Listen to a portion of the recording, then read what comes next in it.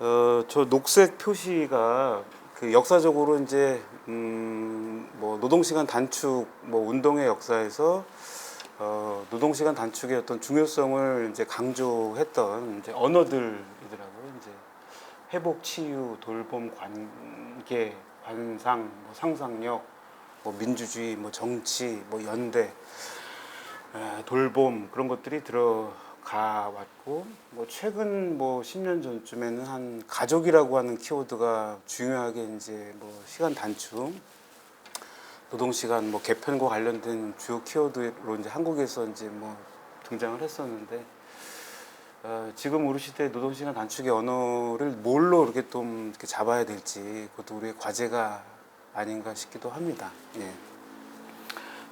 물론 이제 이전에 뭐 키워드들도 다시 가져와서 이제 복원하는 작업들도 이제 필요한 것 같고요.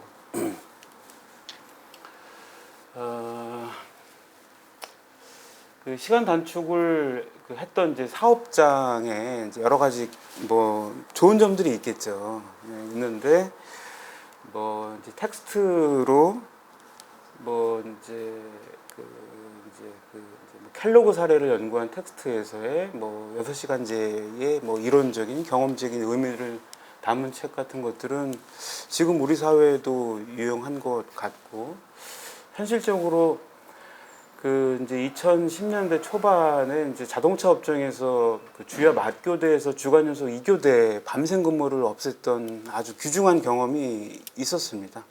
그 전에 이제 해방 이후 그 이제 2010년대까지는 이제 뭐 이제 주야 맞교대 형식으로 자동차를 만들다 왔던 역사인데, 연속 2교대 이후에 이제 그 뭐가 좋아졌냐에 대한 여러 가지 뭐 내용들이 있는데, 여가가 있었으면 좋겠다, 자유시간이 좀 있었으면 좋겠다, 쉬는 시간이 좀 있었으면 좋겠다, 잠 좀 푹 자고 싶다, 밤에 자고 싶다, 뭐 여러 가지 목소리들이 있었습니다. 그런 기대들이 실제 이제 바뀌면서 뭐뭐 이제 단순히 기대가 아니라 뭘 하고 싶다라고 하는 고민들이 실제 하는지 여부는 뭐 이제 좀 더 확인이 되어야 되겠지만, 더 뭘 하고 싶다라고 하는 열망 같은 것들, 호기심 같은 것들, 바람 같은 것들이 더 구체화됐던 모습들을 살펴볼 수 있었고, 뭐 일단 뭐 이제 수면의 질이 좋아지겠죠. 뭐 밤샘 교대제로 돌아가는 방식으로 하는 방식이 아니라 수면의 질 좋아지면 자연스레 여러 가지 어떤 이제 긍정적인 효과들이 신체에서 나타나는 모습들도 볼 수 있을 테고, 뭐 이제 관계 차원에서도 여러 가지 뭐 이제 안정적인 뭐 이제 특히 이제 가족 간의 이제 돌봄과 관련돼서도 처음에는 뭐 여러 가지 뭐 스트레스 요인들도 발견이 되긴 하지만, 길게 봤을 경우에 이제 안정적인 이제 뭐 가족 관계, 부모 자식 관계 뭐 그런 것들이 이제 쌓이면서 좋아졌다는 얘기들이 많이 이렇게 확인할 수가 있습니다. 그만큼 이제 노동시간 단축의 뭐 여러 의미들을 뭐 역사적으로 뭐 키워드를 통해서 살펴볼 수 있을 테고, 텍스트를 통해서 살펴볼 수 있을 테고, 뭐 이제 경험적 사례를 통해서 살펴볼 수가 있을 것 같아요.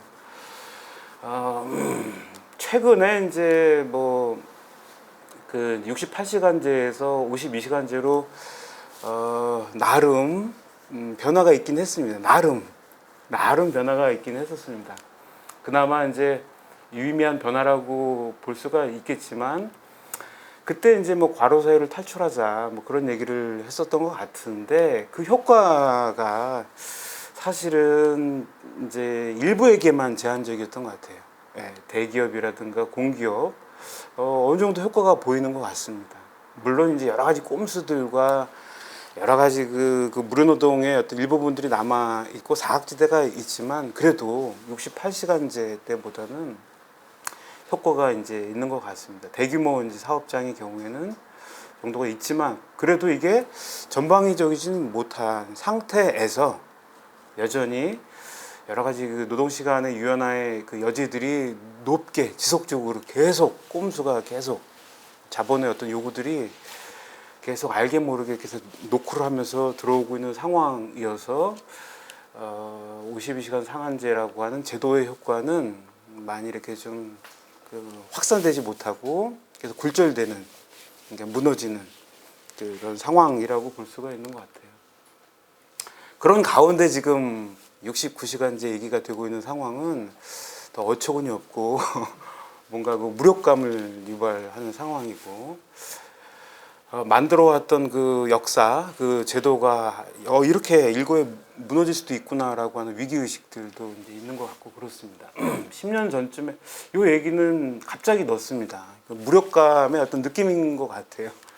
10년 전쯤에 과로사회 텍스트를 낼 때 과로라고 하는 주제가 이제 뭐 그 주 5일제 얘기가 되면서 단계별로 시행이 되면서 이제 뭐 2011년 즈음에는 그 50인 미만, 물론 그 5인 미만 사업장은 적용이 안 되지만 그리고 50인 미만 적용하면서 확대해 가고, 그 다음에 나름 이제 그 사회적으로 제도적으로 그 분위기가 토요일 근무 관행이 많이 없어진 거는 사실이긴 해요. 이런 분위기 속에서 과로라고 하는 주제가 뭐 낡고 오래된 주제고 이제 뭐 이제 갔겠거니 이런 연구는 이제는 이제 마지막이겠거니 싶었던 아주 그 안이한 생각을 했던 것 같아요. 아주 안이한 생각.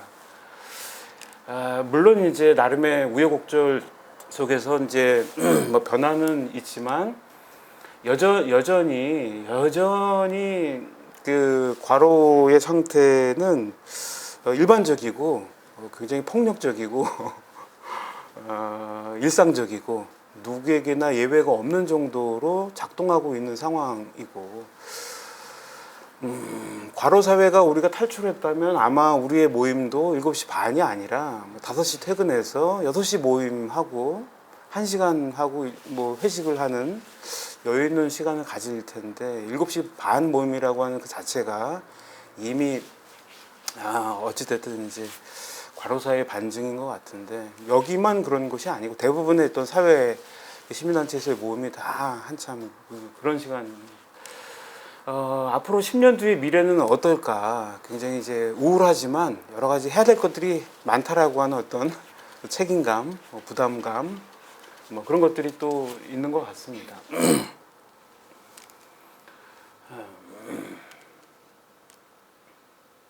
뭐 과로의 상태를 뭐 여러 단계에서 뭐 체크를 하는데, 아주 흔하게 누구나 다 아는, 매년마다 확인하지 않더라도 매년 이제 최상위 꼴찌인 지표들을 이렇게 볼 수가 있습니다. 뭐 2000시간, 뭐 1900시간으로 줄어들었다고 해서 미디어에서 많이 이렇게 뭐 의미부여를 했는데, 전혀 의미가 없는 변화로서의 그 사회 변화 속도에 비해서 그 줄어든 것의 사회적 효과와 의미가 전혀 뭐 느껴지지 않는 그런 수치인 것 같아요. 예. 여전히 이제 상당히 그 높은 수준에 있음을 뭐 매년 확인할 수가 있겠습니다.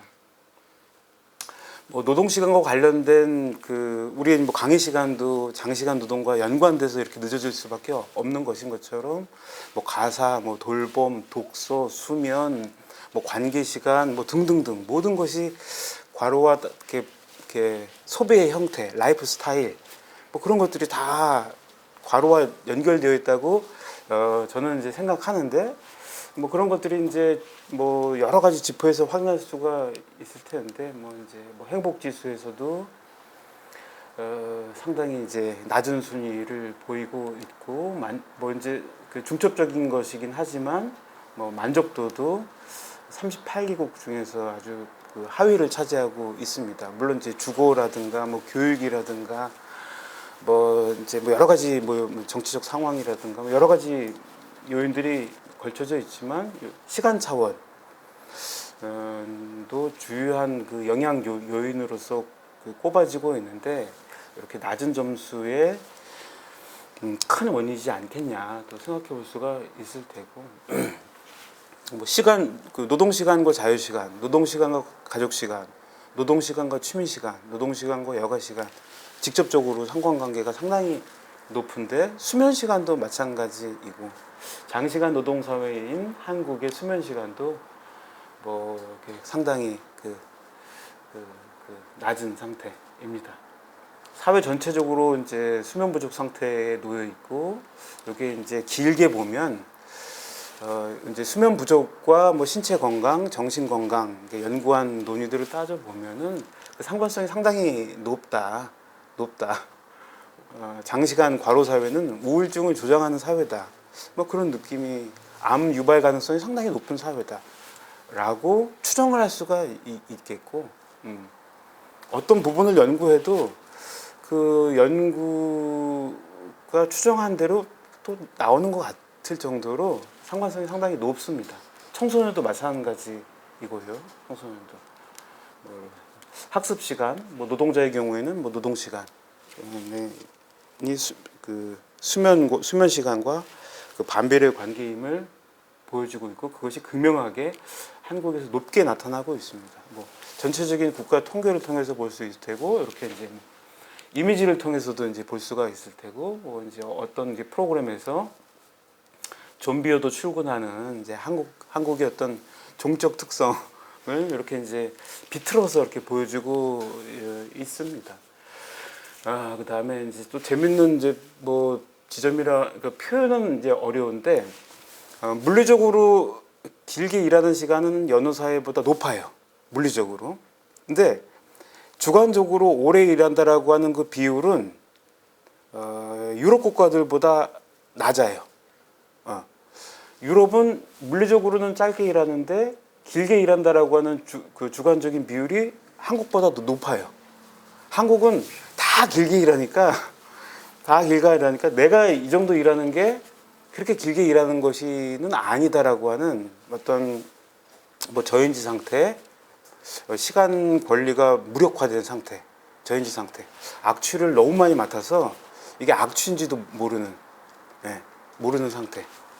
착취가 너무 일상화되어 있어서 이 착취가 뭐 그렇게 큰 착취는 아니라고 여기는 그런 상태, 상당히 문제적인 상태. 이런 상태에서의 개인들의 어떤 태도, 가족 관계 굉장히 뭔가 뒤틀려 있는 상태라고 저는 이렇게 보고 그렇습니다. 뭐 이제 뭐 뒤에서도 나오겠지만 뭐 나온 김에 먼저 말씀을 들어보면은 사회과학 영역에서 그 이제 어떤 실험 방법론이 있습니다. 그 심리학적 실험 방법론이 아니고 사회학적 그 실험 방법론인데, 그 사회에 작동하는 규범과 규칙을 의도적으로 깨는 방식을 통해서 그 규범과 규칙이 어떻게 작동하는지를 살펴보는 거예요. 한국에서는 어떤 실험을 했냐면, 그 사장과 팀장 모르게 감시 카메라, 그 CCTV 그 방송 카메라를 설치해 놓고 그 일찍 퇴근하겠다라고 하는 거를 물어보게 하는 거예요. 그래서 저 내일부터 6시 정시 퇴근해야 되겠습니다. 5시 정시 퇴근해야 되겠습니다. 야근 못 하겠습니다. 라고 물어보게 하는 거예요. 그리고 사장과 팀장의 반응이 어떤지를 이렇게 살펴보는 거죠. 뭐라고 직접적으로 말은 못하지만 잠깐 얘기 좀 한번 해보자.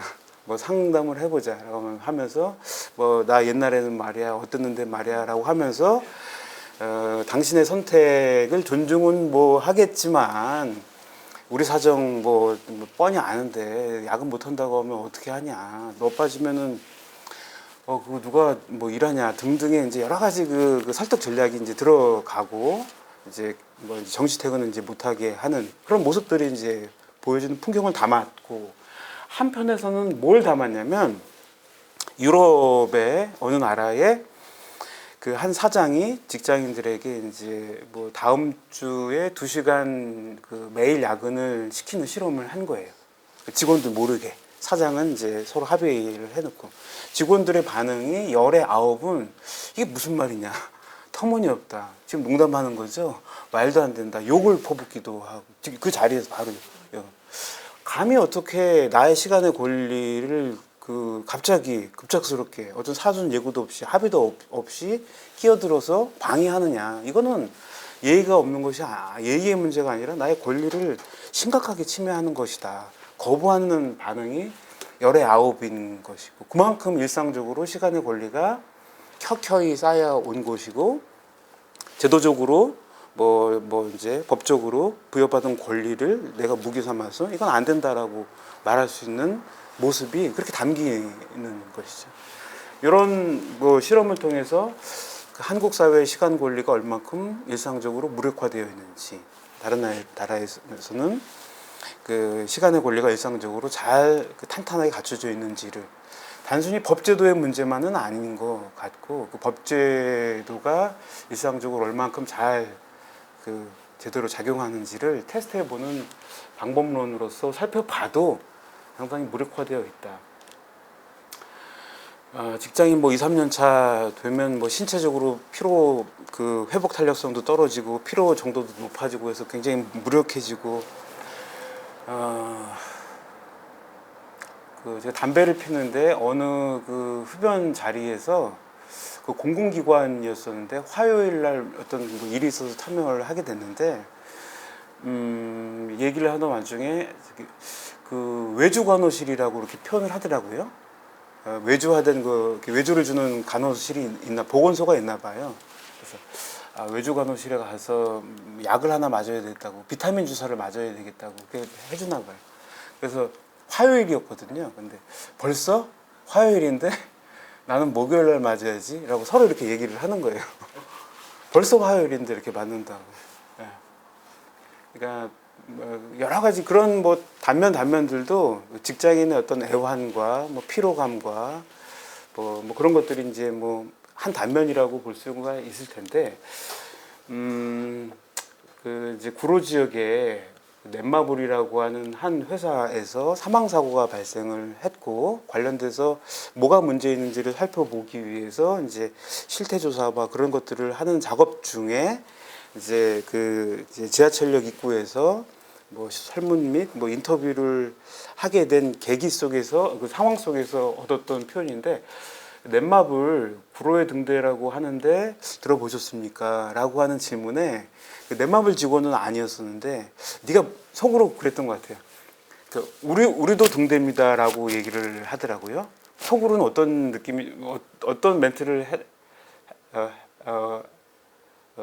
속으로 했던 멘트를 한번 이렇게 되짚어 보면, 네가 몰라서 그렇지.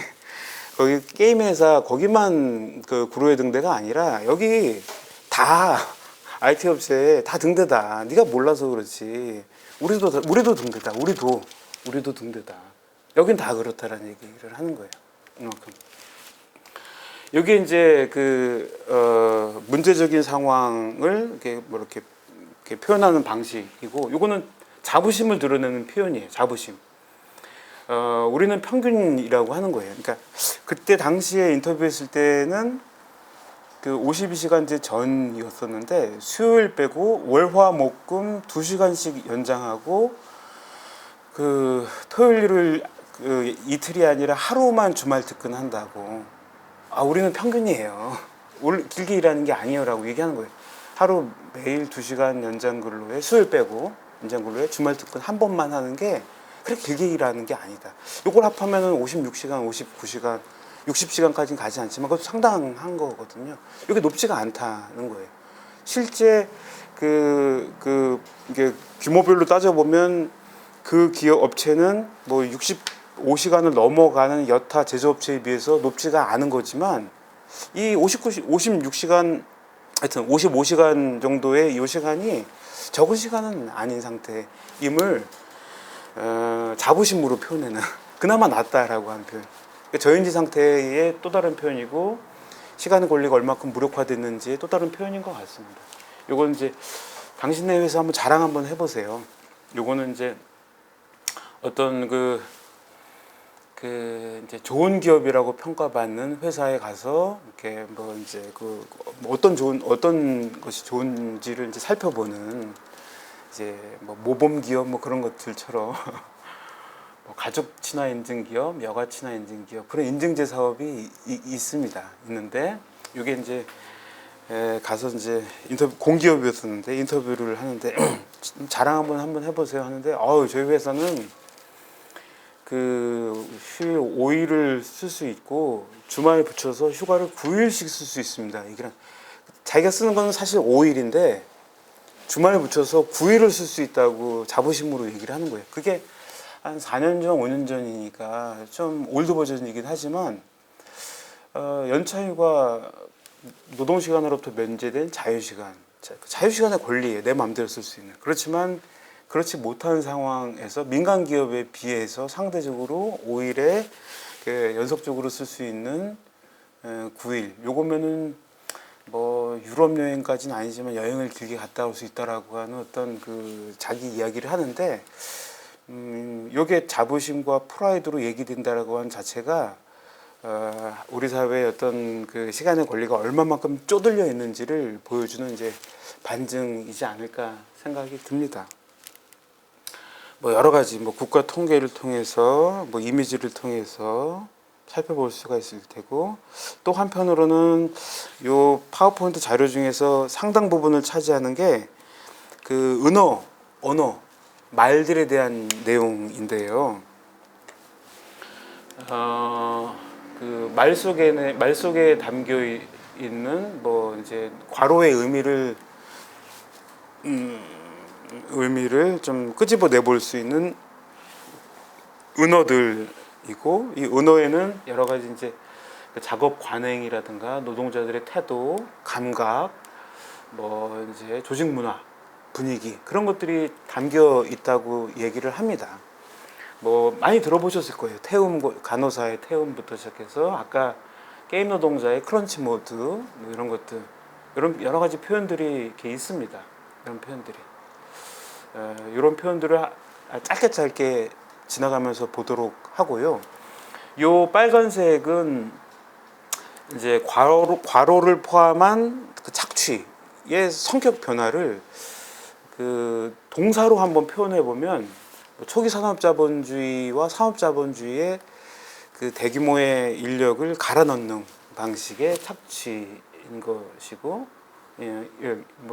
라고 볼 수가 있을 테고, 쥐어짜다도 뭐 이제 그 도요타주의를 마른 수건 쥐어짜기라고 하는 표현 혹시 들어보셨는지 모르겠습니다. 포도주의 이후에 이 그 위기에 대응하는 여러 가지 생산 방식이 등장하는데, 뭐 일본적 생산 방식, 뭐 유럽적 생산 방식, 이탈리아적 생산 방식이 등장하는데, 그 가운데 이제 생산 방식 간의 그 경합 속에서 나름대로 이제 도요타가 이제 그 지배적인 생산 방식으로 자리를 잡는 과정으로 넘어가게 되는데요. 그 대표적인 뭐 키워드가 이제 저스트 인 타임, 뭐라든가 그 적시 생산, 그 뭐 재고를 뭐 대량 찍어내 가지고 그 소비자 수요 상관없이, 시장 상황 상관없이 그냥 막 찍어내는 방식.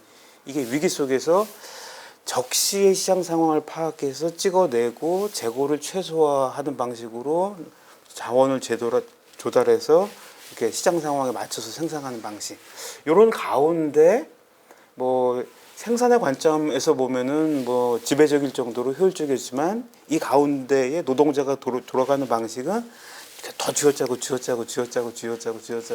해서 이제 마른 수건 쥐어짜기라고, 이렇게 노동자 관점에서는 그런 식으로 표기가 되기도 하고, 그다음에 이제 도요타가 이제 그 교외에 이렇게 굉장히 이렇게 거대한 그 군집을 이루고 있는데, 당시에 그 도요타 노동자들은 이제 작은 북한이라고 이렇게 일컬을 정도로 그 여러 가지 그 은어들이 많았었습니다. 그 가운데 이제 그 포도주의적, 포스트 포도주의 그 시기에 그 착취의 언어를 그 표기를 해보자면 이렇게 쥐어짜는 방식인 것 같습니다. 쥐어짜는 방식인 것 같고, 요게 이제 뭐 한국으로 치면 이제 뭐 87년 이후의 그 방식인 것 추정해 볼 수가 있을 것 같고, 요거는 이제 최근의 방식인 것 같아요. 태움 노동자들의 그 특정 업종의 태움만 해당되는 것이 아니라 52시간제 어느 정도 이렇게 다 이렇게 뭐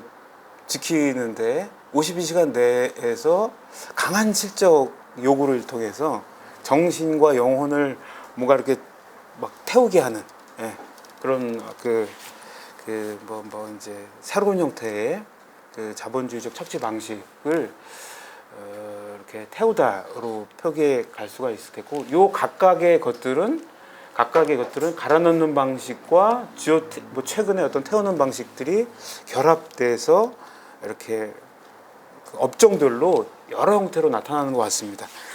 이 내용들을 좀 보면, 뭐 태움, 단원노동 태움. 신규 노동자 대상으로 해서 교육이라고 하는 이름으로 뭐 이제 여러 가지 그 과도한 업무량을 뭐 이렇게 부여해서 살아남을 사람만 살아남아라 그런 느낌인 것이죠. 예. 근데 뭐 이거 신규 노동자에게만 해당되느냐는 아닌 것 같아요. 예, 아닌 것 같아요.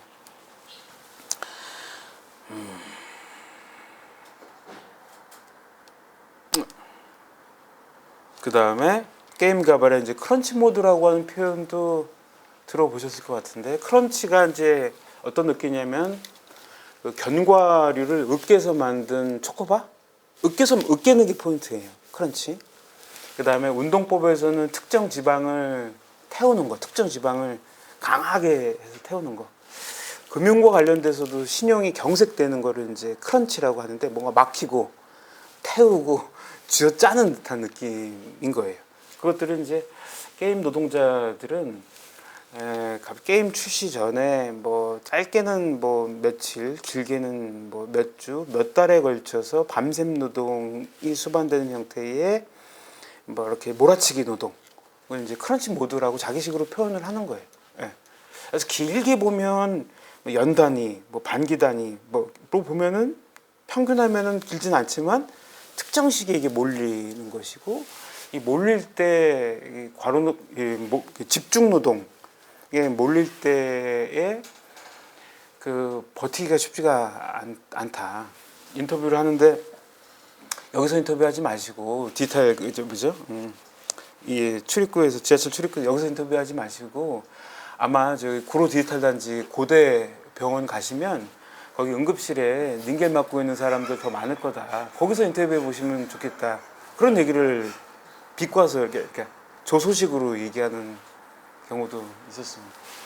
뭐 여러 가지 뭐 이야기들이 많았는데 이제 일주일에 2번 출근, 좋은 거 아니냐. 그러니까 한 번 출근하고 며칠 있다가 뭐 집에 가서 이제 뭐 빨래하고, 그리고 대부분의 이제 주거 형태가 장거리면 부담이 많이 되니까 대부분 이제 회사 근처 근교에 이제 오피스텔에 이제 그 숙소를 잡는 경우들이 많았었습니다. 뭐 그게 이제 구로의 형태, 뭐 판교의 형태, 뭐 그런 것들. 크런치 모드, 집중적인 노동. 69시간제는 크런치 모드의 전 사회화한 것 같아요. 69시간제는. 주 단위 연장 근로가 아니라 이제 분기 단위, 반기 단위, 연 단위로 이렇게 뭐 이렇게 편의대로 쓰겠다. 뭐 유연하게 쓰겠다. 그 유연함의 주체는 대부분 이제 사업주, 고용주인 경우가 많기 때문에 69시간제는 크런치 모드의 전 사회화, 사회의 크런치 모드화, 그렇게 뭐 볼 수가 있을 것 같습니다. 뭐 이제 방송 쪽에서는 이제 디졸브라고 표현합니다. 방송 용어는 이제 영상 기법에서 페이드 인, 페이드 아웃, 한 화면이 싹 사라지면서 새로운 화면이 샥 등장하는. 근데 어제의 아침인지 오늘의 아침인지 이렇게 잘 분간이 되지 않는 그런 모호한 상태를 또 디졸브라고도 표현하기도 하고, 사회복지 노동자들 뭐 이제 마감이 분기, 반기 뭐 그렇게 이제 몰릴 때 그때 이제 여러 업무가 이렇게 막 몰리면서 과중한 상태, 뭐 깔때기 현상이라고 하는데, 요때 이제 업무 스트레스며 여러 가지 뭐 문제들이 많이 발생한다고 합니다. 금융노동자, 여기서의 금융노동은 은행은 빠진 케이스인데, 뭐 증권, 보험, 여수신, 카드 등등의 이제 노동자들인데요. 그래서 증권 노동자 같은 경우는 이제 영업 실적 손익 분기점을 맞춰야 하나 봐요. 그래서 개인별로 뭐 팀 지점별로 이렇게 가해지는데, 근데 이제 맞추면 뭐 하여튼 괜히 맞추는데 그 다음에 계속 이렇게 올라가는 한 번도 내려간 적이 없는 그런 상황들. 밥값이라고 이제 자기들이 이제 표현을 하는데, 이 밥값은 요 금융노동자만 표현하는 것은 아니고 여러 형태로 많이 표현되지 하지만 유독 이렇게 이제 성과 압박 형태의 업종에서 이런 표현을 많이 쓰고, 기본급보다는 변동급, 그 이제 여러 가지 그 성과 달성한 것에 대해서 보상을 가져가는 업종에서 이런 표현을 많이 쓰는 것 같습니다. 밥값 해야지라고 하는 표현도. 그다음에 이제 보험 쪽에서 육값도 월급이다. 뭐 이제 뭐 전화라든가 대인 보상 보험이라든가 이런 것들. 여기에는 표기가 되지 않았지만 대인 보상 보험 노동자 대물팀 말고 대인 보상팀. 그래서 이제 뭐 사고가 나면은 그걸 이제 어떻게 이제 조정을 하러 이제 나가지 않습니까? 스트레스가 많은가 봐요. 하루에도 뭐 몇 번씩 욕을, 요즘 상황은 아니죠. 이제 그 요즘 상황 아닌데 하루에도 욕을 먹어도 많이 먹어서 내성이 많이 이제 생겼는데 이렇게 강하게 이렇게 그 욕설을 퍼보면 이게 아무리 무뎌졌다고 해도 이게 확 이렇게 오른다고 그런 얘기. 확 올라서 어떻게 주체할 수 없는 그런 느낌이 든다고 하면서 하는 얘기 그런 얘기가 떠오르고, 그리고 그 누구도 알게 모르게 나 혼자 이런 화와 뭐 저기 뭐 누가 들어오는 어떤 불안한 상황, 전화 걸리면은 괜히 막 떨리는 느낌들, 뭐 여러 가지 그런 상황들, 뭐 공황장애 이제 진단을 받고 나만 그런 줄 알았는데 너도 그러냐, 너도 그러냐라고 하는, 우리는 환우동기라고 이렇게 얘기를 하는 거예요. 네, 팀기를. 그런 정도로 성과 압박, 뭐 이제 감정 노동 뭐 그런 것들이 결합이 된 사업장에 장시간 노동이라고 딱 과로라고 표기할 수는 없지만 여러 가지 그 정신질환의 유병률이 이제 이렇게 나타나는 모습들을 볼 수가 있습니다. 그다음에 이제 뭐 하루 단위도 아니고 뭐 주 단위도 아니고 완전히 그 수리 시간만 딱 뭐 이제 수수료를 채우는, 건별로 수수료를 채우는 플랫폼 노동이, 건별 노동, 아주 새로운 형태의 이 희한한 노동이 등장하기 초기에 이제 수리기사에 적용이 된 아주 특이한 사례였었습니다. 모든 시간을 다 제거하고 오로지 그 건별 수리 시간만 수수료를 책정해서 뭐 대기 시간, 이동 시간, 뭐 준비 시간, 뭐 그런 것들을 전혀 고려하지 않는 희한 형태의 뭐 분급 같은 것도 있고, 겸배, 옆 구역에 우편 배달물을 배달해야 되는 그 당일날 물량이 소화돼야 되잖아요.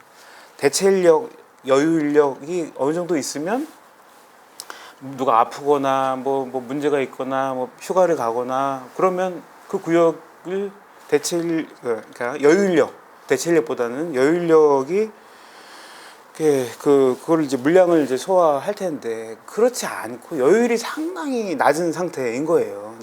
여유율이 높지가 않은 상태인 거예요. 낮은 상태예요. 그러다 보니 어떤 상황이 발생하냐면 옆 구역의 다른 사람이 나눠서 그걸 해야 되는 거예요.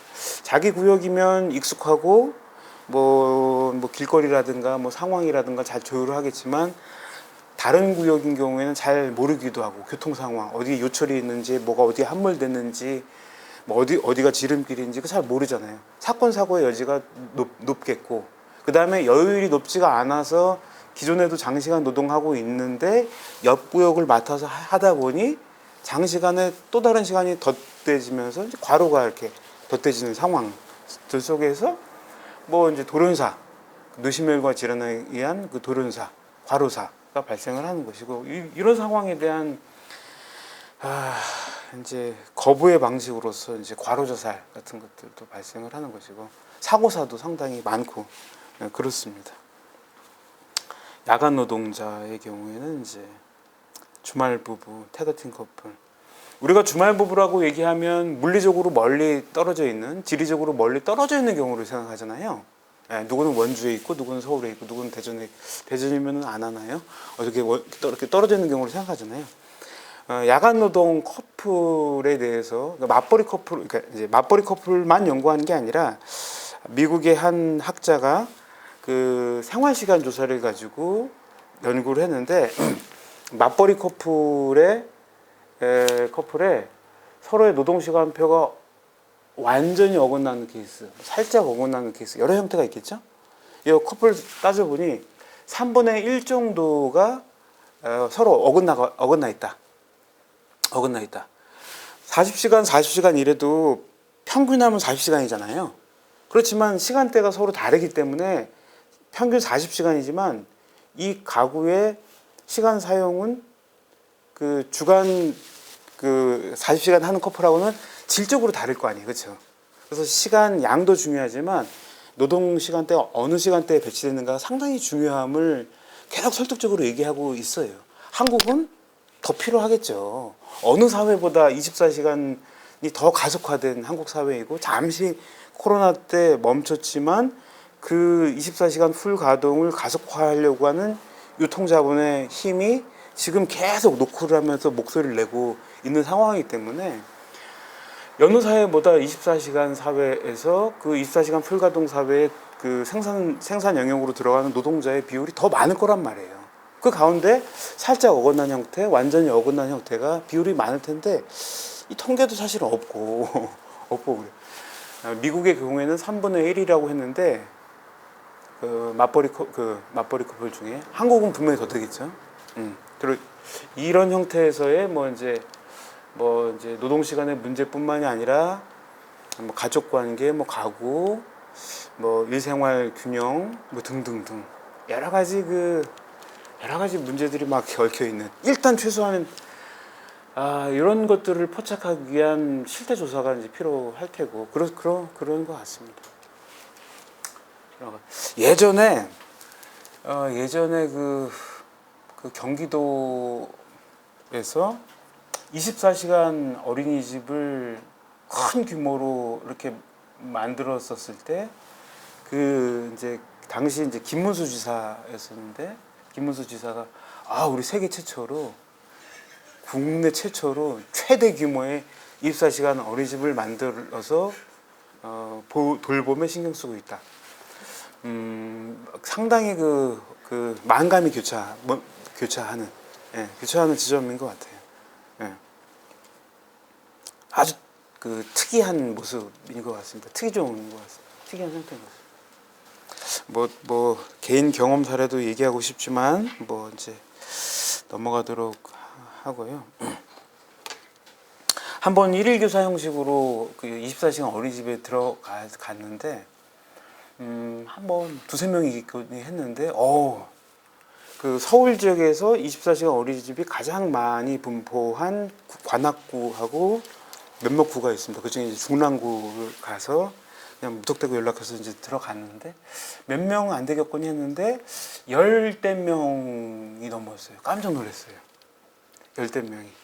하루 단위 보육인 줄 알았는데 아침에 등원하고 뭐 오후에 하원하는 게 아니라 어느 시간대에 등원하고 3일 동안 있는 애들도 있고 일주일 동안 있는 애들도 있는 거예요. 그래서 깜짝 놀랐어요. 하루 단위가 아닌 거예요.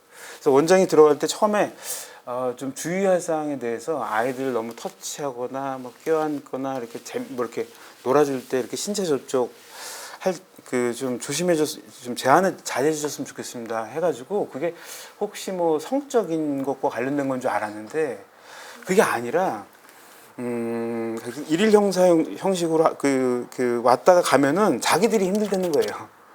그래서 너무 애들이 칭얼댄다고. 그래서 물론 이제 원장도 아이들을 준 애정 결핍자로 바라보진 않지만 그래서 부모와의 관계가 좀 덜하기 때문에 애정 결핍으로 바라보진 않아요. 그렇게 바라보면 안 되지만 그래도 어쩌지 해도 그런 모습이 있는데 너네들은 떠나면 좋지만 우리들이 힘들다.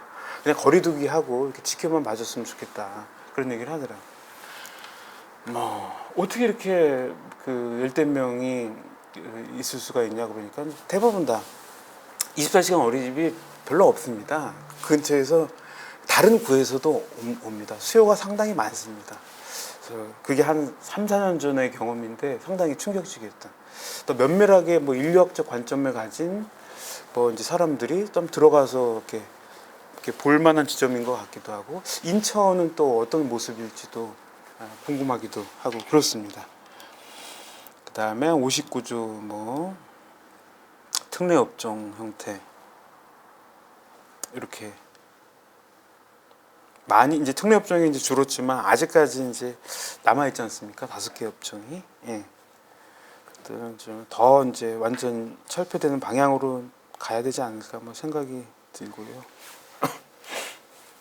그다음에 뭐 특히 이제 최근에 이제 코로나 기간에 이제 사회복지 공무원의 사망 사고가 유독 많았고 이제 특히 이제 뭐 봉사자 이데올로기 같은 것들 당직 규정에 비상근무 조항은 있지만 그 비상근무를 했을 경우에 대체 시간은 대체 휴가 보장과 관련된 것들이 적절하지 않은 상황에서 계속 이제 피로가 누적되고 과로 사망으로 이루어지고 이런 상황이 이제 언제 끝날지 모르는 상황 속에서 과로 자살로 이어지기도 하고 그리고 뉴스에 보도된 것들이 만만치가 않습니다. K방역이라고 일컬어지던 그 시기에도 알게 모르게 사망 사고들이 상당히 많았었습니다. 그다음에 건설 쪽에서의 이제 돌관 정신, 돌관 노동. 뭐 옛날 얘기인 줄 알았는데요. 요즘에도 이런 그래서 이제 날씨 기후 변화 때문에 이제 사업 건설 잠깐 이제 멈췄다가 이제 시공 마감 연장하는 게 아니고 이제 그 마감식 콘크리트 타설 막 이렇게 물량 인력 몰아치기 하는 방식으로 막 한 층 두 층 막 쌓아 올리는 방식의 이제 돌관 노동 지금도 이렇게 계속되고 있다고 합니다. 여기서 발생하는 여러 가지 문제들이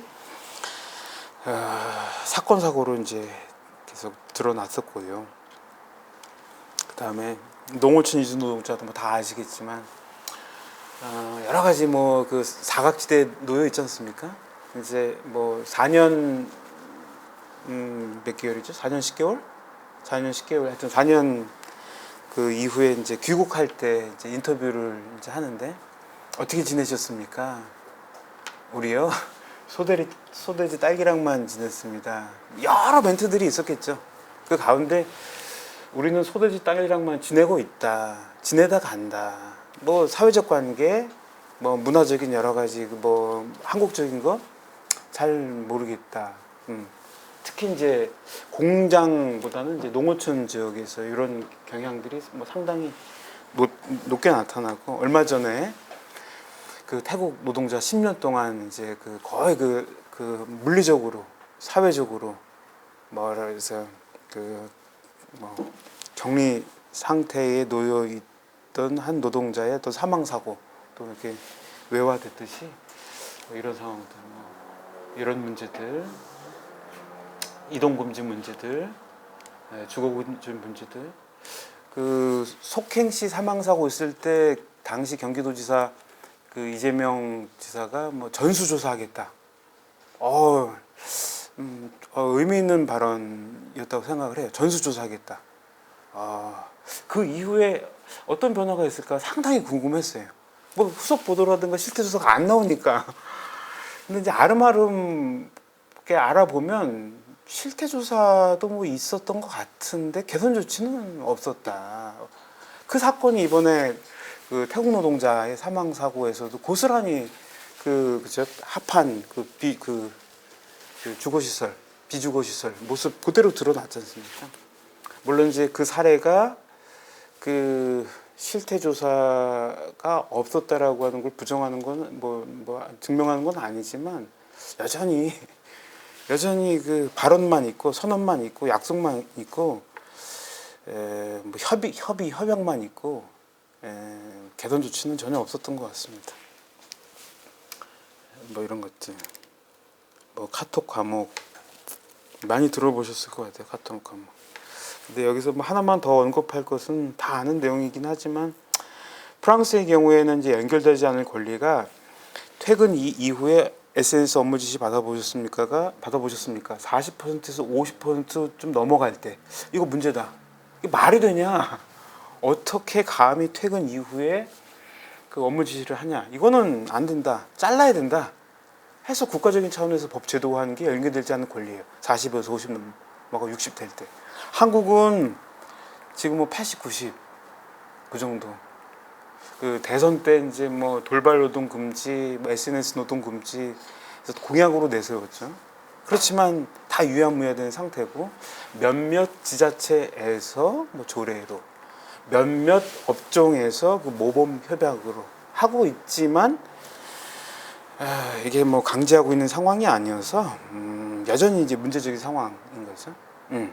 그래서 이전의 착취가 시간의 길이를 늘리는 방식, 강도를 강화하는 방식, 속도를 뭐 빠르게 회전시키는 방식을 통한 강도 강화이지만 SNS 업무 지시는 이건 연장도 아니고 강도 강화도 아니고 그 노동 시간, 착취의 시간을 자유 시간에게까지 넘겨버리는, 침투하는 스피로버라고 표현을 하는데 침투하는 신기술을 매개로 해서 착취의 시간이 일상으로까지 휴가 시간으로까지 자유 시간으로까지 그 침투하는 새로운 모습이라고 볼 수가 있겠습니다. 완전히 새로운 모습. 이에 대한 적극적인 대처가 없는 이유도 한국적인 여러 가지 상황들이 있겠죠. 뭐 요거는 아직 한국에 들어와 있지 않습니다만 이것도 관전 포인트인 것 같아요. 클로징과 오프닝을 동시에 담당할 수밖에 없는 노동자의 여러 가지 상황들. 좀 뭐 어떻게 그 스타벅스 노동자들, 바리스타 노동자들이 인력 풀지에다 근무 시간을 이렇게 올리는데 나는 이제 주중 저녁 시간과 주말 오전 시간을 만약에 올렸다고 생각을 해봅시다. 예전 같으면은 뭐 인사노무 관련 담당자가 그 금요일 날 그 저녁 시간 그 통째로 오전 시간 통째로 이렇게 해가지고 뭐 썼지만 최근에 이제 그 인공지능 스케줄링 프로그램이라고 하는 프로그램을 써요. 그 인력의 그 공급 상태가 어떤지, 수요 상태가 어떤지 그런 그 인공지능 스케줄링 프로그램을 써요. 근데 이제 거기에 어떤 요소값이 들어가냐면 그날의 날씨도 들어가고 그다음에 이제 뭐 그 카톡량, 검색량 그런 것들을 집어넣고 지역 주변에 이벤트가 뭐 열리는지를 넣는 거예요. 그거에 따라서 인력 수요가 많을 것이다라고 추정이 되면 가져다 쓰는 거죠. 그래서 가져다 쓰고 뭐 적게 가져다 쓰고 많이 가져다 쓰고 자본의 입장에서 보면 최적을 향해서 가려고 하는 거예요. 인사노무 담당자가 아무리 머리가 좋아도 그 과소 계상, 적게 계상해서 생기는 서비스 질의 하락과 과대 계상해서 생기는 그 인건비의 낭비, 이게 인사노무 관리 담당자에게는 다 비용이잖아요.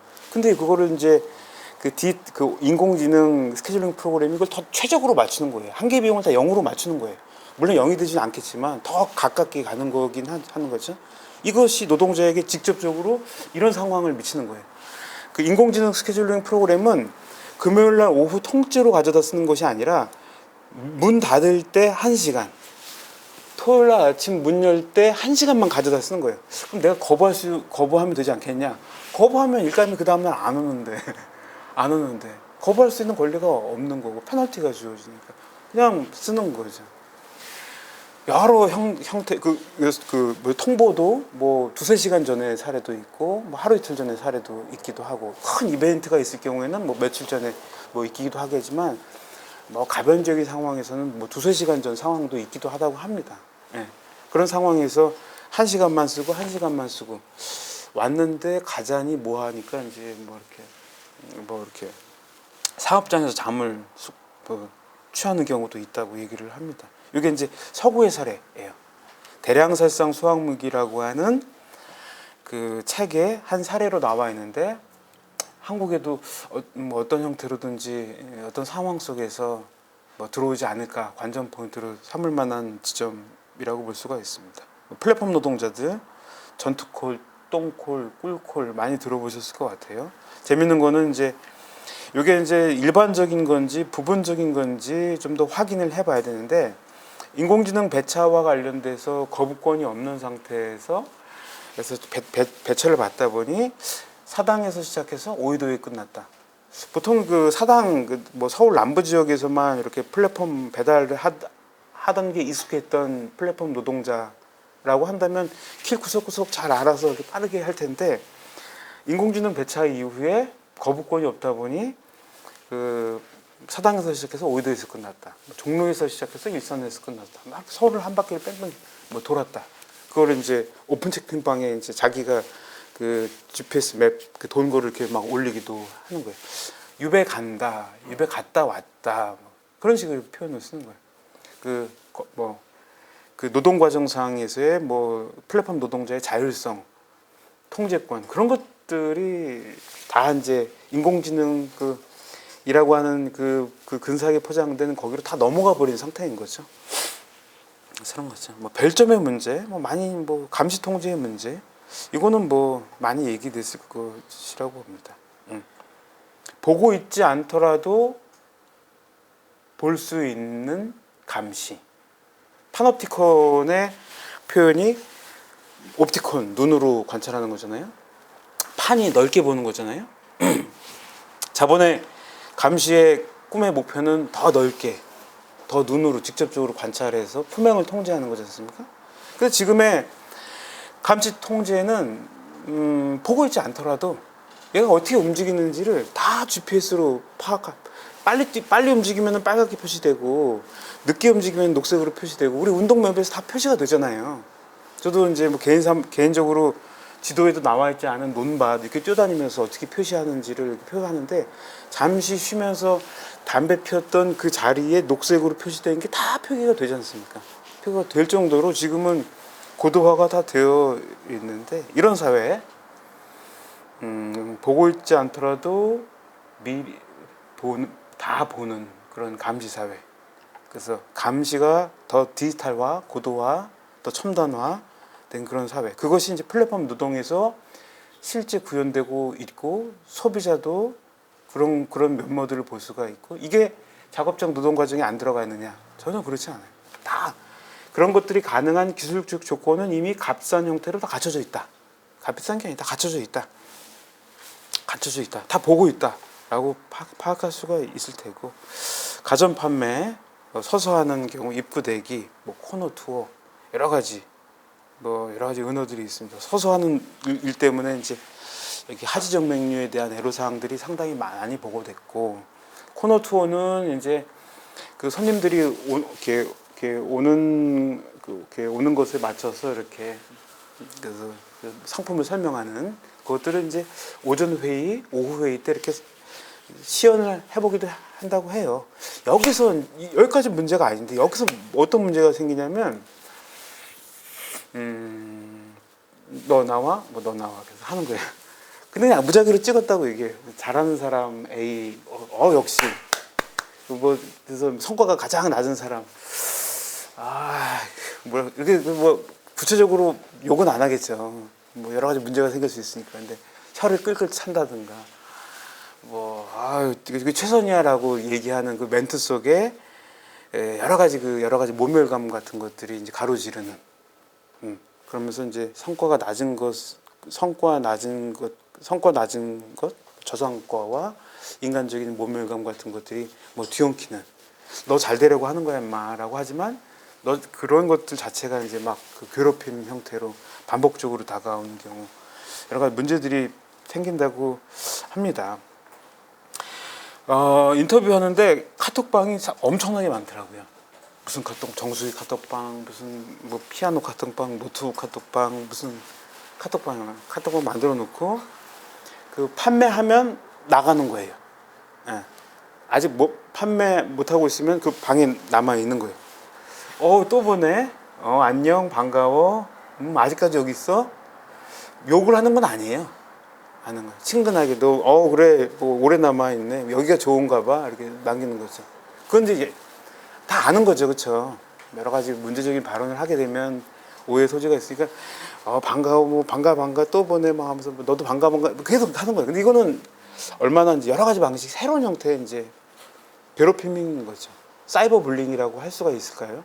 뭐 그런 것들이 상품 판매, 실적 재고, 뭐 여러 가지가 막 이렇게 맞물려 있는 직장 괴롭힘, 성과 압박, 뭐 뒤엉켜 있는 모습들을 볼 수가 있습니다. 자동차 연구원 이제 남양연구소 인터뷰한 케이스인데 뭐 군대 위에 현대다. 처음 들어봤어요. 군대 위에 또 현대가 있었구나. 옛날에는 그래. 옛날엔이라고 하는 그 단서를 많이 달았는데 아닌 것 같아요. 현재 진행형인 그 위계적이고 수직적인 조직 문화가 상당히 이렇게 권위주의적인 조직 문화가 가로지르는. 혼날까봐 말을 못 하겠어요. 혼날까봐라고 하는 표현은 저는 초등학생한테 많이 들었던 표현이고 한데 성인인데 혼날까봐 질문을 못 하겠다. 얼마만큼 이게 위계적이고 수직적이고 질문을 닫아버리는 말하는 것들을 이렇게 닫아버리는 그런 조직 문화인가 아닌가 뭐 그런 또 생각이 또 들었고 구체적인 뭐 실태 지표들을 여기서 다 말할 수 없지만 이런 위계적인 조직 문화와 우울증을 포함한 정신질환 유병률이 일반 인구 대비 4~5배나 높았던 것 같아요. 지금 만들어지는 자동차를 생산하는, 그러니까 연구하는 노동자들의 심리 상태가 일반 인구 대비 몇 배나 정신 그 질환 유병률이 높은 상태에서 지금 만들어지고 있는 상황이라고 볼 수가 있겠습니다.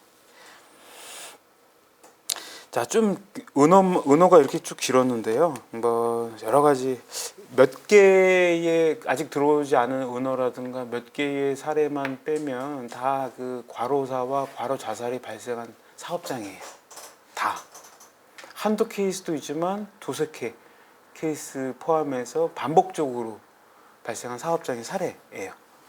사례. 그래서 우리가 뭐 사고, 그 과로사와 과로자살 발생할 때 그 예외다, 특이한 일이다, 뭐 개가 문제에서 있었다, 그런 얘기를 많이 하는데 그게 반복적이다, 누적된 거다, 한두 케이스의 문제가 아니다. 이런 것들이 얽히는 가운데 누구도 예외일 수가 없다라고 하는. 근데 자본은 끊임없이 이렇게 얽힌 것, 아니 얽혀 있지 않다, 업무와 연관이 없다, 개가 문제다, 제 부부싸움 하지 않느냐, 개인 드라마화 시키는 거예요. 개인 환원 시키는 거예요. 부부싸움, 뭐 빚이 있다. 빚 없는 사람은 어디 있어요? 다 빚 있죠. 빚이 있다, 뭐 스트레스 뭐 있다. 걔가 완벽주의적인 성향을 가지고 있다. 성향, 기질, 개인 환원론으로 계속 그 치환시켜 버리는 거죠. 문제를 업무와 연관성, 구조적인 연관성을 계속 끊어내는 발언들이 그 앞에 이렇게 배치하는데 그걸 넘기가 사실 쉽지 않은 것 같아요. 그런 의미에서 이제 과로와 죽음의 문제가 상당히 일상적으로는 가깝지만 그거를 증명해내는 데 있어서는 상당히 멀게만 느껴지고 있다. 그런 가운데 뭐 개인 환원, 개인 드라마화, 뭐 걔가 선택한 거 아니냐, 기질이 그렇다, 정신 상태가 뭐 나약하다, 뭐 등등등의 여러 가지 그 이유들을 들이댑니다. 책임 회피의 언어들, 최근에 책임 회피의 언어들을 많이 들었죠. 자본의 언어와 보수의 언어의 친화성이 상당히 높은 것 같아요. 그 긴밀함 정도는 역사적인 사례, 역사적인 과정, 역사 속에서 많이 확인을 한 것 같아요. 이미 확인이 된 것 같아요. 보수의 언어와 자본의 언어의 어떤 이런 언어들의 그 친화성이 상당히 깊게 나타나고, 그 가운데 뭐 정권은 권력을 유지 재생산하는 것이고 자본은 작업장 내에서 착취를 재생산하는 것이고, 그런 가운데 개별 노동자는 어떤 모습이냐, 이전식이라고 한다면 뭐 보상 효과도 있고 정체성 부여도 있겠지만 지금은 그렇지는 않은 것 같고, 이제 회사와의 거리두기 모습들이 좀 많이 발견되는 것 같고요. 네, 더 뭐 최근에 뭐 MZ 세대라고 뭐 표현되는, 뭐 물론 이제 거리두기가 쉽지가 않지만 그래도 거리두기를 하려고 하는 그 모습들이 많이 나타나고, 거리두기하고 이게 구조적인 문제에 대해서 어떻게 접근할 수가 어려우니까 각자만의 전략들을 다 가지고 있는 거예요. 다 각자만의 전략. 누구는 미술 치료, 누구는 아주 강한 그 단맛의 커피, 누구는 운동, 누구는 뭐 종교, 누구는 뭐 아주 값비싼 그 취미를 가지고 있는 거예요. 예. 근데 그 각자의 해법들은 노하우라고 얘기를 해주지만 자기에게만 해당되는 거예요. 공통되지가 않은 거죠. 이 구조적인 문제들의 공통성을 문제 제기할 수 있는, 대처할 수 있는 공통 해법이 있어야 되는 것이잖아요. 각자의 해법들만 가지고 이렇게 넘어가는 상태. 자기만의 신을, 하여튼 각자 도성의 전략을 가지고 꾸역꾸역 넘어가는 상황들. 50분까지 뭐 할까요? 50분까지.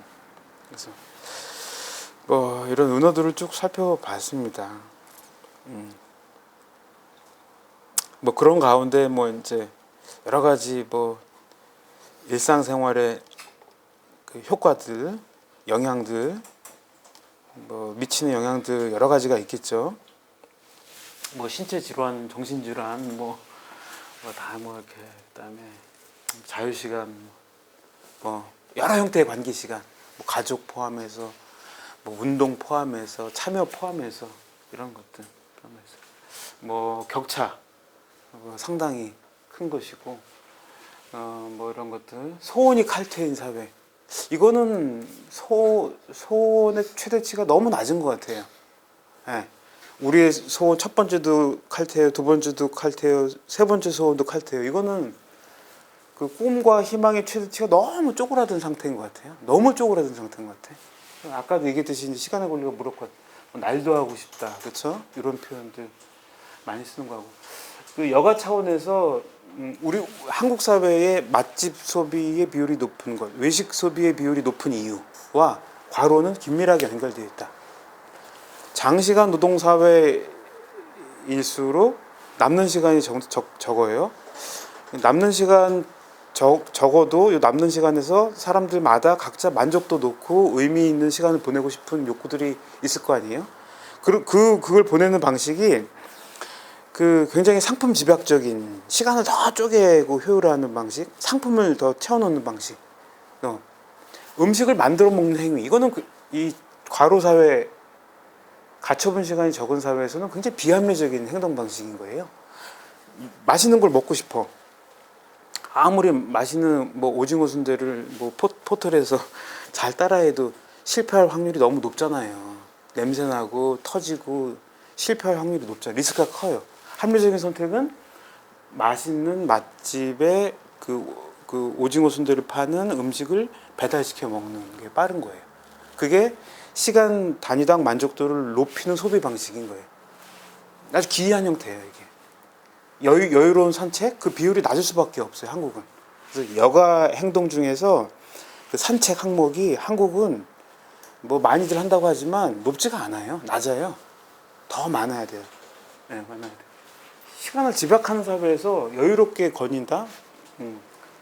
시간 여유롭게 뭘 만들어 먹는다? 뭐 그렇지는 않고. 그런 사회에서 더 소비적인 라이프 스타일이 비율이 더 높아질 테고, 이런 소비적인 라이프 스타일은 플라스틱 유발 라이프하고 연결되는 것일 테고, 플라스틱 유발 라이프는 실제적으로 한국의 쓰레기 소비 지출량이 전 세계에서 5위권 안에 들고 있어요. 쓰레기 배출량이.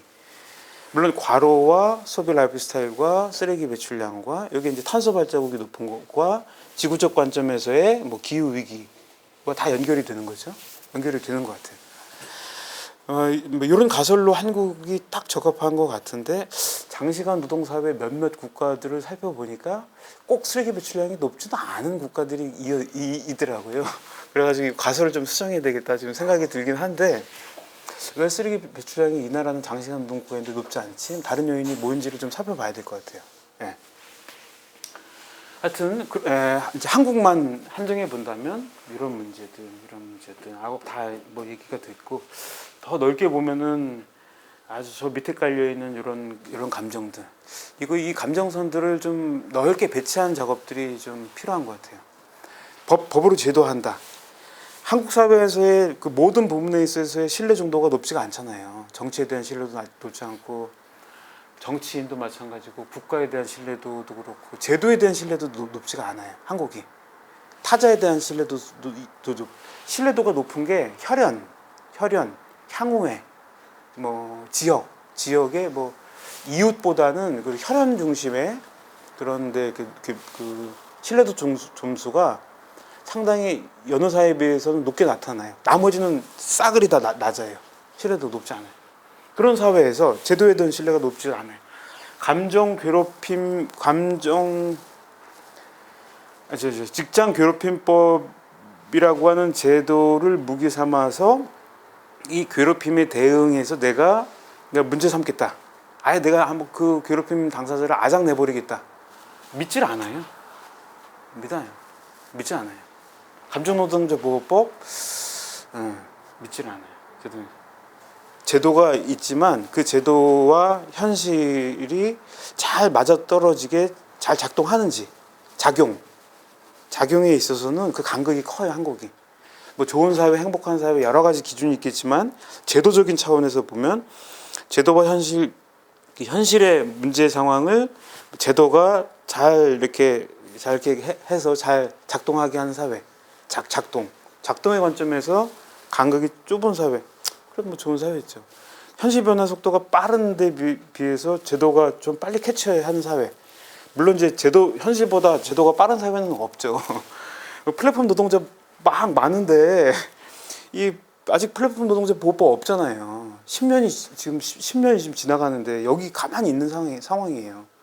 뭐 하는지 모르겠어요. 10년 동안 계속 가만히 있잖아요.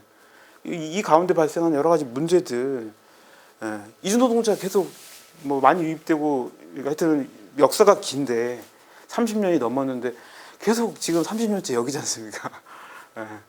이런 상황이고 격차가 너무 커요. 이 격차를 줄이는 거, 작용을 더 긴밀하게 하는 거, 이런 것들을 다 이렇게 제도주의 국제 관점에서 그런 격차를 줄이는 게 좋은 사회라고 하는데 아직까지도 신뢰에 대한 것들도 낮기 때문에 그 제도를 무기로 해서 그래서 뭔가 이렇게 좀 내가 든든하게 삶을 살아가는 힘이 된다고 느끼지 못하는 상황에서 이런 감정들이 굉장히 크지 않은가 생각을 한번 해봅니다.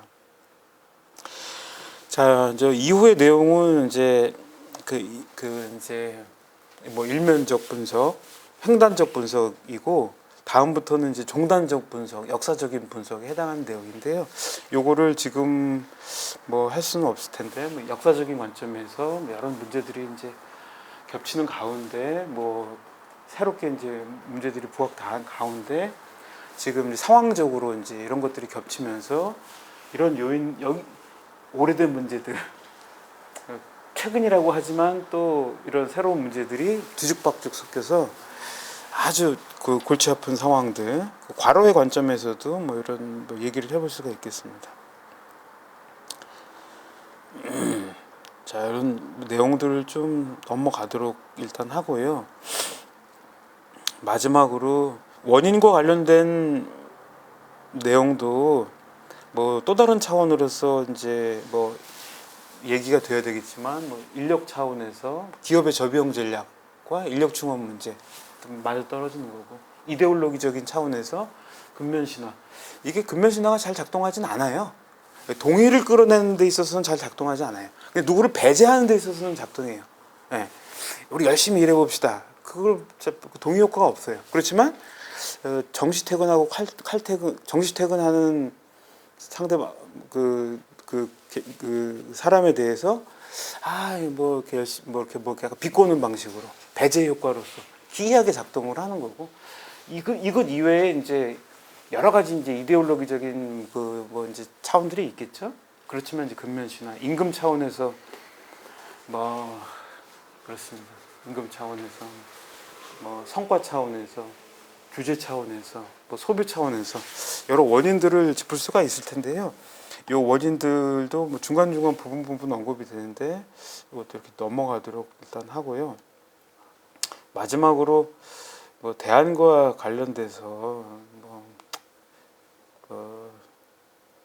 뭘 하면 좋을 것인가 여러 문제들이 얽혀 있다고 하는데 뭐 각 차원별로 그 문제되는 그 대안들을 한번 생각해 볼 수가 있겠습니다. 뭐 그 제도 투쟁 중요하죠, 그렇죠? 빨리 제도 마련하고 뭐 발의해서 뭐 제도화하는 것 상당히 중요합니다. 단기적 차원에서 상당히 중요하고 여러 시민사회단체들과 정당 결합해서 그 채워지지 않은 것, 뭐 느슨한 것, 감독 강화하는 것, 실질적으로 잘 작동하게 하는 것 중요한 것 한 것 같아요. 중요한 것 같아요. 네, 그 다음에 이제 뭐 제도만 가지고 사회가 잘 돌아가면야 행복한 사회겠지만 제도가 또 잘 작동하도록 하는 법이 있다고 해서 작동하는 것은 아닌 것이죠. 그 제도를 무기 삼아서 나도 목소리를 낼 수 있다라고 하는 어떤 그 권리 감각 그런 것들이 이제 넓게 쌓여야 되는 것 같아요. 그래야 지지를 해주죠. 네. 법제도가 저기 있다고 해서 문제적 사건이 발생해도 누가 지지해주지 않으면 힘을 못 받는단 말이죠. 관용과 지지의 시선을 받으려면 넓게 깔려 있는 어떤 이런 권리 감각 같은 것들이 이제 깔려야 되는 것 같아요. 권리 감각 이런 것들. 뭐 법적인 차원에서 빨리 이런 것들 뭐 이제 필요한 것 같습니다. 그다음에 이제 또 이런 그 노동 관련 그 문제 제기뿐만이 아니라 뭐 시장 관련법, 경제 관련법에 대한 태클도 이제 최근에 이제 그 원화청 문제에 변주된 형태들이 여러 형태로 많아지고 있지 않습니까? 프랜차이즈 본사와 가맹점, 그 모회사와 자회사와의 그런 관계 속에서 희한한 그 문제들, 공기업들 상당 부분 자회사 많이 했지 않습니까? 다 자회사가. 그래가지고 자회사를 거의 하인 취급하듯이 그 직원들을 다루는 진짜 말도 안 되는 케이스들이 있기도 하거든요. 이거는 기업 관계법 차원에서도 문제 삼아서 들어가야 될 부분들이 상당히 많아지고 있는 것 같습니다. 그래서 여러 가지 원인들이 쭉 있습니다. 뭐 제도 차원에서 빨리 이제 시정 최소화해야 될 테고, 뭐 규범 차원에서 뭐 권리 감각 키우는 게 필요하다. 말씀을 드렸고, 체제 전환 차원에서 뭐 쉽지 않지만 여러 가지 이제 고민들을 서로 엮는 작업들, 그렇죠. 뭐 들어오기 전에도 기후정의 파업 포스터가 있었던데 여러 단체 주체들이 하여튼 뭐 엉켜서 그래서 이렇게 목소리를 내기 위한 움직임들이 또 필요한 것 같고요. 그렇습니다. 이 가운데 어떤 부분들을 좀 더 강조해야 될지, 각자는 어떤 부분들을 강조해야 될지 또 고민해 봐야 되지 않을까 싶습니다. 뭐 여기 빨간색 표기를 좀 이렇게 해놨는데, 뭐 단기적으로는 또 여러 주체들이 모여서 제도 투쟁을 하는 것도 좋고, 또 장기적으로는 그 제도가 온전히 작동하도록 하는 권리 감각을 키우는 어떤 교육 같은 것들, 사회 교과서에서 노동권과 관련된 비율이 2%도 안 된다라고 하는 통계가 5, 6년 전에 나왔었는데 최근에 변했을 리 만무하겠죠? 안 바뀌었을 것 같아요. 이런 상황에서의 권리 감각이 그 뼈에 이렇게 신체에 자연스럽게 흡수되어 있지 않다. 내 것이 아니란 말이에요. 좋은 제도가 아무리 있어도 내 몸에 흡수되어 있지가 않은 상태인 거예요. 권리 감각이 넓게 퍼진 사회에서는 그 고용노동부의 그 고시로 나와 있는 52시간제, 68시간제가 작동할 수가 없겠죠. 법정근로시간, 근로기준법 법정근로시간 40시간인데 권리 감각이 넓게 퍼져 있으면은 뭐 52시간 이런 목소리가 나올 수가 없겠죠. 어디 감히 그런 얘기를 할 수가 있겠어요. 근데 이런 것들이 더 넓게 뒷받침돼야 되는 것 같아요. 제도 투쟁하고 이런 것들이. 라고 저는 뭐 일단 생각하지만, 이런 부분에 있어서 제가 뭐 적극적으로 역할을 하는 것은 아니어서 이렇게 좀 아쉽긴 하지만, 그렇습니다. 일단 여기까지 그 강연과 관련된 내용은 마무리하도록 하겠습니다. 예, 긴 시간 감사합니다.